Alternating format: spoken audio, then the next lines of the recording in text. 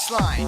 Oh, wicked. I'll put a donk on it. 2008 was the year of a million new music scenes. We had them from all over the world, from Brazil, Paris, the Ivory Coast. But my favourite new music scene actually came, I think, from Bolton.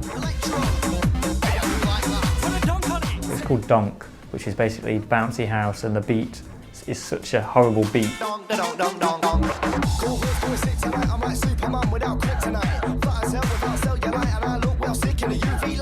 Sounds like you can donk, donk, donk, donk. And Blackout Crew's classic Put a Donk on It, which I'm sure everyone is familiar with, became a massive hit secretly in our office.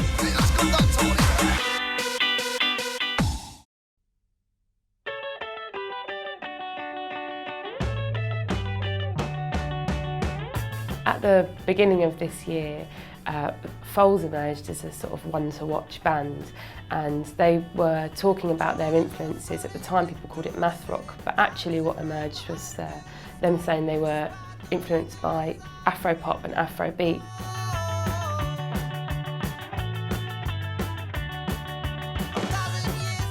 A few months before that, at the end of 2007, Sasha Jones had written a piece for the New Yorker talking about exactly the same thing. Sort of thinking, why does everybody sound the same? Why does everybody have such narrow influences in their music?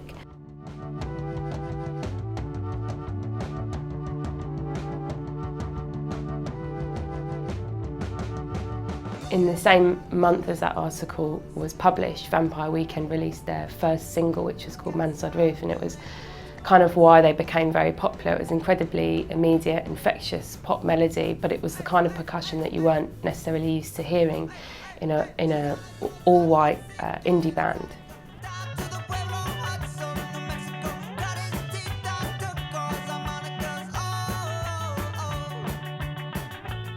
As everyone was declaring the death of guitar bands this year, another guitar was doing very well, which was the Guitar Hero guitar, which basically anyone who wants to learn guitar, you might as well not bother.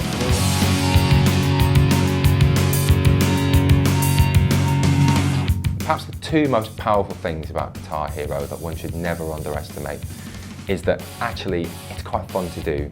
It's simple, deceptively simple. You move your hand up and down on the right and you juggle around buttons on the left. So it's easy to get into, but it becomes fiendishly hard.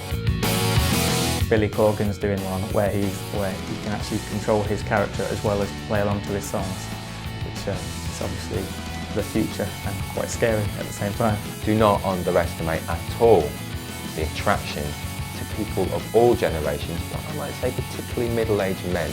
The appeal of holding an electric guitar in one's hand and making music, even if that electric guitar is made out of plastic, and even if that music is produced by a computer.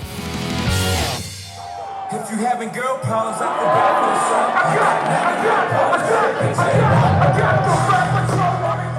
can There might still be some debate as to whether Jay-Z's performance at Glastonbury was a whole epoch-changing triumph. The whole montage of images beforehand was quite clever, and it was very, very arresting.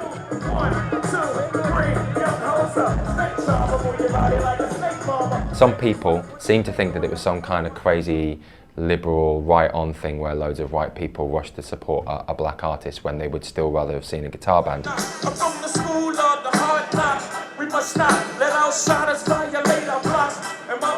One thing that they can do is, hype up a gig and get people really excited. It's difficult to get the majority of a crowd at Glastonbury, particularly on the Pyramid stage, to go mental, and that Jay-Z did. That's right. I just want you to know. That's right.